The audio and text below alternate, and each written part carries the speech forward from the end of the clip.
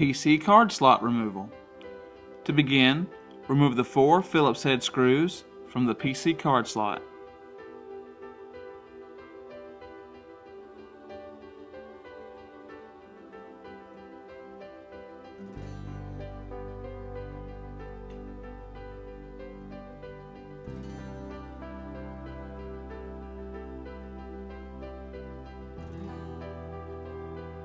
Once the 4 screws are removed,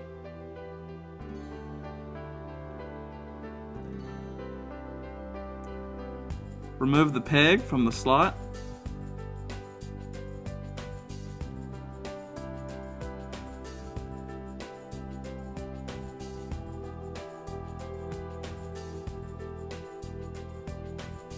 Simply remove that and lift up and out to remove the PC card slot.